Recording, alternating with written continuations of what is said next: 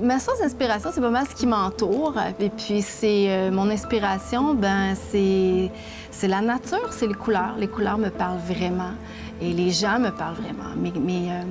Mes réalisations sont toujours faites à partir des gens qui me parlent, mes clients. C'est eux qui sont mes inspirations.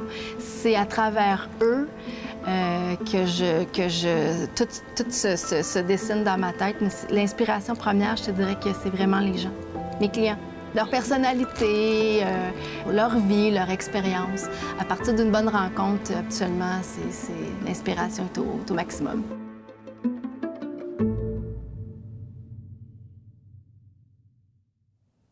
Bonjour à vous, bienvenue à cette nouvelle émission Mosaïque. Aujourd'hui, toujours à la Maison Félix à Vaudreuil-Dorion, je reçois une graphiste, une visionnaire, une artiste designer, mon Dieu, une styliste, et tout ça incarné dans une seule et même femme, Bianca Larochelle. Bonjour. Bonjour. Bianca, on a dit beaucoup de mots là, pour tenter de te décrire, mais est-ce que c'est possible de décrire en si peu de mots Bianca Larochelle? Mais tu l'as bien fait, je trouve. Je l'ai bien fait? Ah oui, tout à fait. Mais dans ce que j'ai dit, styliste, graphiste, visionnaire, artiste, designer, mettons qu'on part avec la graphiste. Oui. Quel aspect, quel côté de toi provient? Est-ce que tu as eu une formation en graphiste? Ça part d'où, ça? Oui, ma formation de graphiste en 1990 au Collège Salette. Ça a été vraiment le début d'une longue expérience dans le milieu des arts, finalement, dans plusieurs secteurs, pas juste les arts, aussi dans le monde des affaires aussi. Et je fais du graphisme plus que jamais aujourd'hui, en 2019, et ça, je trouve ça très, très drôle parce que j'avais mis ça de côté, un peu ce métier-là. Et puis là, aujourd'hui, avec mon travail, avec mes chaises, bien, ça me permet de reprendre ce que j'avais laissé il y a peut-être une quinzaine d'années. Parce que du moment où tu es sortie de ta formation, et aujourd'hui, il y a eu quand même un long cheminement. Et moi, j'ai l'impression qu'en regardant ton parcours, tu t'es, comment dire, tu es allé d'instinct. Est-ce que ça se peut? Instinctivement, tu as pris des projets, puis là, tu es devenu qui tu es devenu aujourd'hui. Oui, c'est un mélange de tout ça. Tu as raison. Mais l'instinct, oui. J'ai toujours intégré l'art dans tout ce que j'ai fait. Avec le recul, là, avec les 25 dernières années, je me rends compte que ça a toujours été le point tournant de tout ce que j'ai fait. Et si on tente un peu de te comprendre, je sais aussi que tu as travaillé dans le domaine de la construction, dans des maisons prestigieuses, entre autres. Oui. Est-ce que l'espèce de volonté de vouloir mettre de l'art dans ça, est-ce que c'est venu de là? C'est venu comment? Est-ce que c'est arrivé à un certain moment où tu as toujours eu ça en toi? Toujours. Même petite, les souvenirs que j'ai, j'avais toujours... Écoute, je me souviens de ma chambre, j'étais toujours en train de replacer mes choses, de redécorer, de rajouter des fleurs. Il y avait toujours quelque chose qui faisait qu'il fallait que ça soit wow. Donc, c'est là depuis toujours, mais c'est pas la construction. Au contraire, la construction m'a permis d'explorer, d'aller encore plus loin parce que j'avais la chance de le faire. Donc, la construction, ça a été juste un plus à ma carrière parce que j'ai pu apprendre le métier. J'ai pu apprendre à travailler avec des délais, avec des budgets, avec des clients, avec un paquet de contraintes. Là. Fait que ça m'a donné aussi un plus que j'avais pas. L'organisation, la discipline, ça, c'était très important aussi là, dans ce que je fais aussi. Et si on parle du côté plus artiste-designer, moi, j'ai une fille Agathe, une petite fille Agathe, qui, elle, dit souvent qu'elle veut devenir designer. Elle aime ça, tout ça. Oui. Si on avait à décrire qu'est-ce que ça fait, parce qu'on a des designers, on sait c'est quoi, artiste, designer, ça peut ressembler à quoi quand Bianca Larochelle entre dans une maison, là? Le regard qu'elle porte sur la maison. Je dis toujours, nous autres, les artistes, puis je parle pas juste pour moi, on a on a comme un 3D dans notre tête. On est capable, quand on dit qu'on est visuel, on est capable de visualiser, on est capable de rentrer dans une pièce puis d'être capable de tout placer en un seul coup. C'est pour ça que les bons designers, on a cette facilité-là. Donc, quand je rentre dans une pièce, souvent les gens, quand ils font appel à moi, c'est justement qu'ils ne sont pas capables de visualiser le concept. Donc, moi, c'est plus facile pour moi de le faire.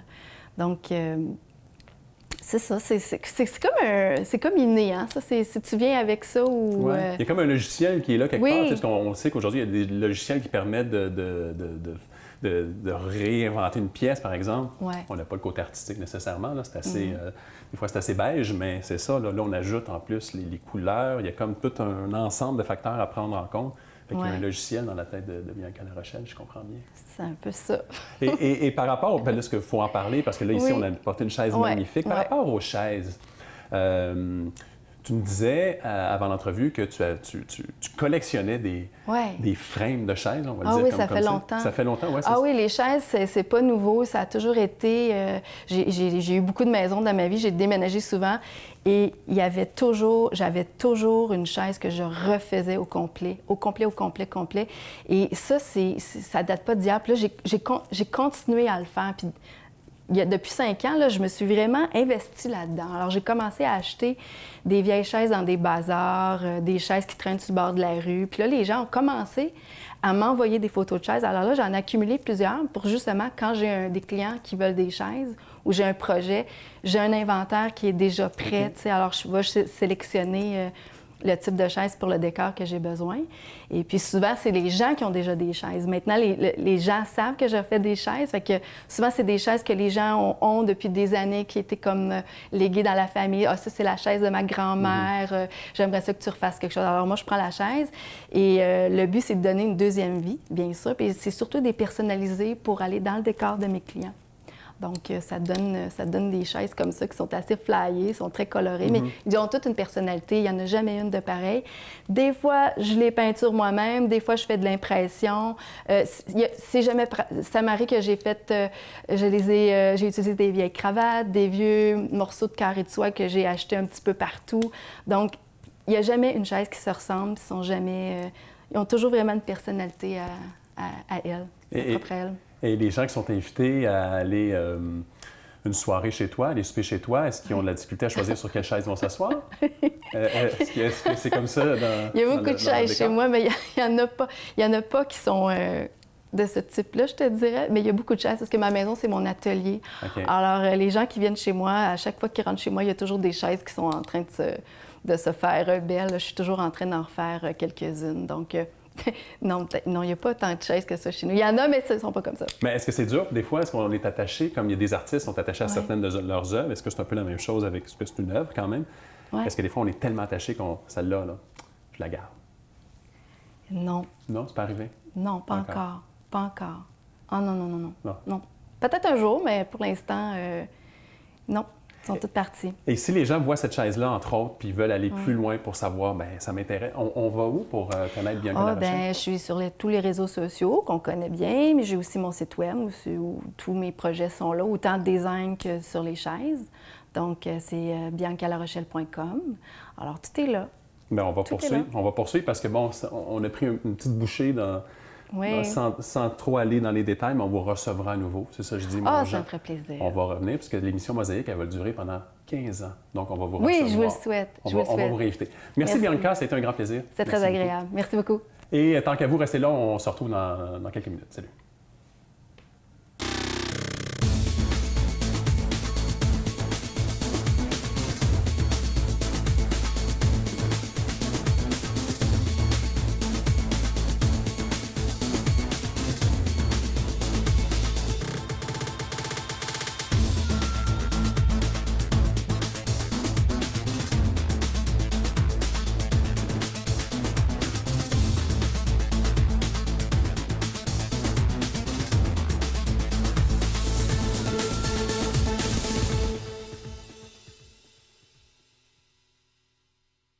Je reçois aujourd'hui un photographe que vous connaissez sûrement puisqu'on l'a déjà reçu ici à l'émission, mais il est partout aussi à Vaudreuil-Dorion, Christian Gonzalez. Bonjour. Bonjour Richard, tu vas bien? Merci d'être là, je vais très bien, merci. Christian, aujourd'hui, on va aborder, parce que là, on s'est fait dire, tu as reçu Christian, mais vous n'avez pas tellement parlé de photos, c'est un photographe. On va parler photos, Christian. Ah ben ok, avec plaisir. D'abord, moi, j'aimerais connaître un peu l'historique qui t'a amené aujourd'hui à être qui tu es par rapport à la photographie. Est-ce que tu es né avec un Polaroid? Ou... Pas du tout. En fait, je suis venu, j'ai fait de la photo comme tout le monde étant jeune, mais je suis vraiment venu à la photo...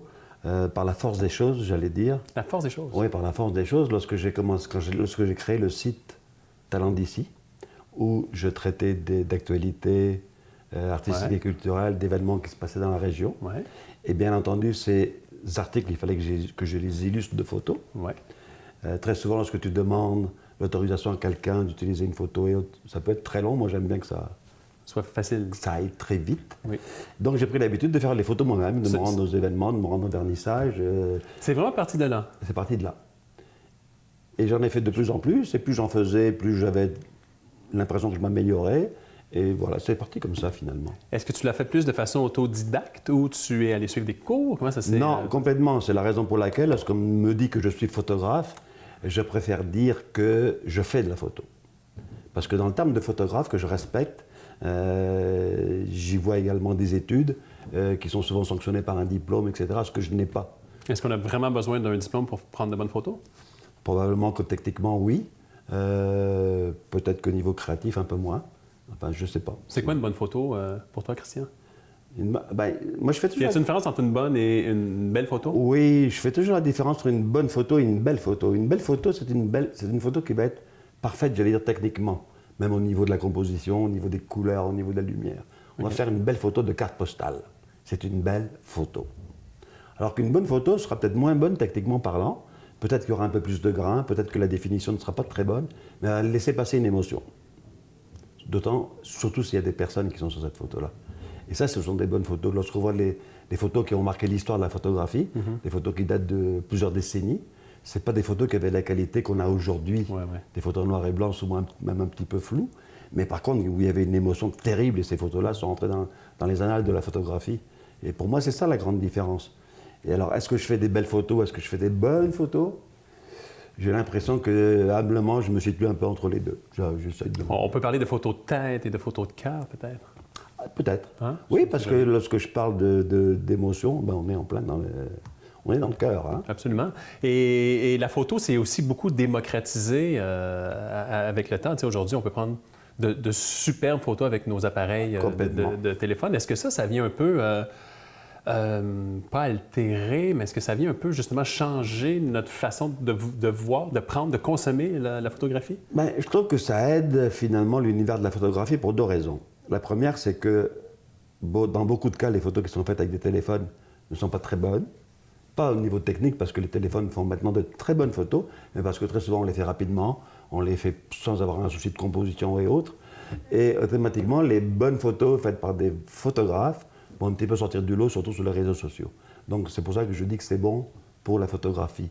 Et c'est bon aussi pour la photographie pour une deuxième raison, c'est que les gens faisant de plus en plus de photos avec des téléphones s'habituent à ça et veulent s'améliorer. Ils se rendent compte très vite que peut-être qu'avec un véritable appareil photo, ils pourront aller encore un peu plus loin dans leur créativité, bien que ces téléphones fassent d'excellentes photos, hein, mais il y a des limites quand même.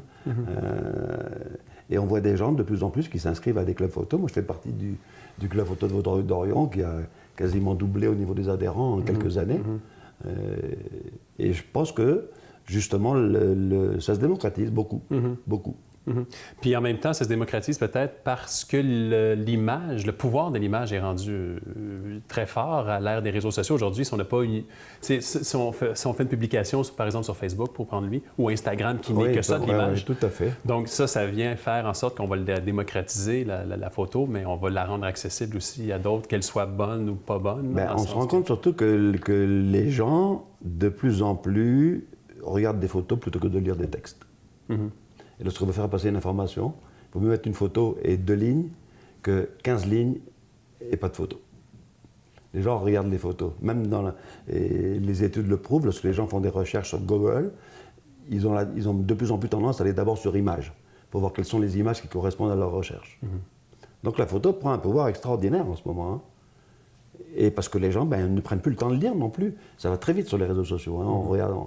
On prend l'essentiel de l'information. Moi, très souvent, je mets une information avec une date, une heure, un lieu, Puis dans les commentaires, on demande où c'est et à quelle heure. Alors, ça prouve bien que les gens... Il faudrait que l'heure et la date et le lieu soient dans ta photo. Mais Christian, en terminant, il y a, j'ai l'impression, un souci, ou peut-être qu'il n'y en a pas du tout, justement. Moi, quand j'étais petit, on avait une valise et on fouillait dans les albums de photos de la famille et c'était tangible, c'était là. Aujourd'hui, à l'ère du numérique, toi, par exemple, comment conserves-tu tes photos? Est-ce qu'il y a eu un classement ou c'est un peu lourd? Toutes les photos sont rangées, classées. Je les retrouve par mots-clés parce qu'il y a des programmes qui le permettent. Et j'ai pris mes dispositions pour que mon fils puisse éventuellement les récupérer un jour, d'une manière ou d'une autre. Donc ça va être facilement retrouvable? Oui, tout à fait. C'est vrai que maintenant, et ça c'est l'avantage et l'inconvénient du numérique, c'est qu'on n'imprime plus ou très peu nos photos. Elles sont toutes maintenant en format numérique. Et en cas de disparition, par exemple du photographe, c'est évident qu'il va falloir fouiller dans des fichiers informatiques pour retrouver les œuvres. Pour ceux qui les ont numérisées ou qui les ont classées, ou parce que peut-être qu'on ne les retrouvera même pas, ces photos-là. Dans le sens que si on ne prend pas le temps on change de téléphone, on laisse les photos. C'est une photo de téléphone, là.